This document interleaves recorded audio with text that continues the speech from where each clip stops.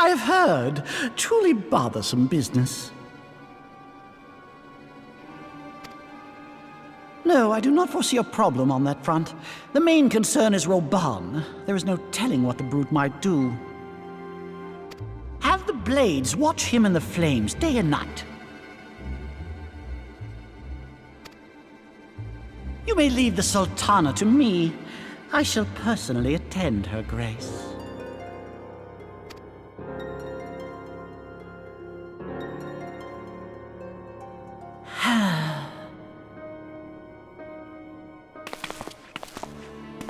Sever one of the East Aldenard trade routes. That ought to keep Lolorito occupied for a while.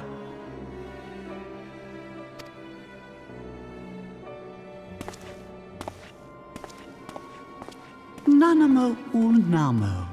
For my sake, pray be a good little Sultana to the last.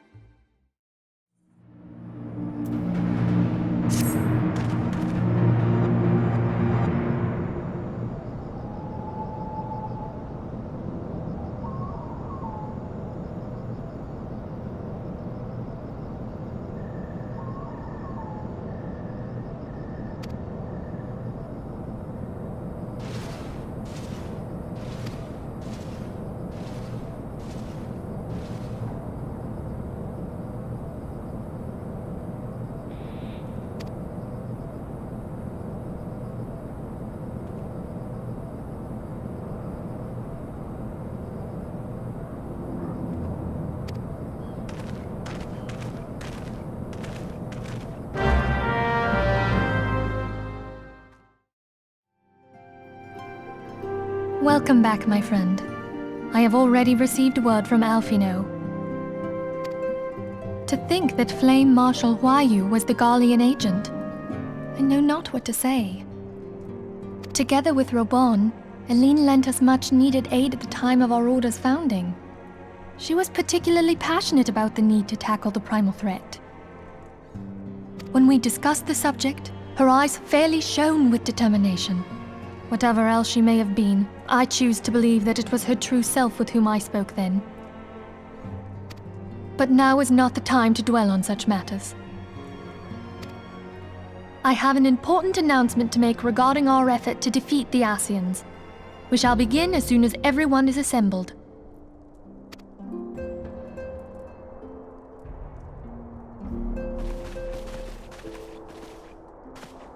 My thanks for coming, friends.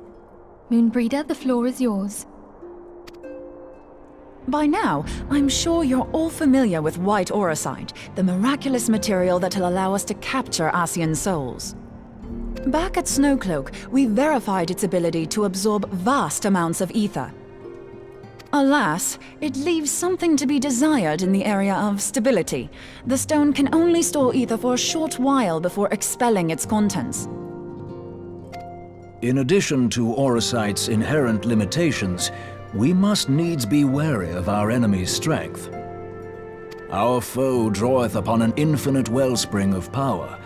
Even should we succeed in entrapping him, the stone will not long contain his wrath. Meaning that, if we want to kill the swine, we'll have to be quick about it. 'Tis our belief that an Ascian soul may be permanently undone, if smitten by a sufficiently concentrated burst of pure ether. The only trouble is, we can't say for sure how concentrated the burst needs to be. Without knowing how much ether an Ascian soul is composed of, we're basically guessing. Our sole clue lieth in thy struggle with La Habrea. During that encounter, Heidelin bid you forge what she called a Blade of Light, a weapon which took the form of a luminous stream of energy. Based on your description, we believe the blade with which you vanquished your foe was composed of ether. Admittedly, your victory proved ephemeral, as La Habrea was able to use a crystal of darkness to flee into the space that lies between our world and the void. The fact remains, however, that Hydaelyn placed the means to destroy the Ascians in your hands. Be that as it may, it would be unwise to assume that she will do the same when we next encounter such a foe. Quite so, my lady. We must needs find the means to forge our own blade of ether, one to equal that which Hydaelyn did benevolently bestow upon her champion. That is all well and good, but it seems to me that producing such a blade will require a prodigious quantity of ether. Whence will it come, pray tell? Oh, what if we had 2 pieces of white orosite? One to trap the Ascian, and the other to store the ether for the blade. Oh, nice try. But it's as I said, the stone won't hold ether for any length of time. We'd still need to collect the stuff there and then, sorry to say. And therein lies the rub. Finding a way to create the blade whenever and wherever we choose. It would seem more research is in order. I'm going to linger a while, perform a few more tests on the orosite. And I could do with some help. Urianger, why don't you lend me a hand? Mine apologies, but I am required at the Waking Sands. Lady Minfilia hath given me sole charge of the premises. 'Twould be unseemly to leave them unattended. Sole charge, you say? So you're basically alone there, then? Well, that settles it. I'll just have to come to you.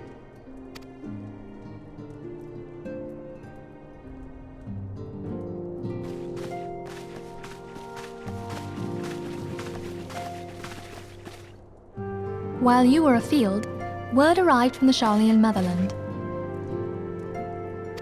You will recall that a survey party was dispatched to investigate the incident at the Isle of Val. What they discovered was troubling, to say the least. According to the report, the isle has been erased from existence.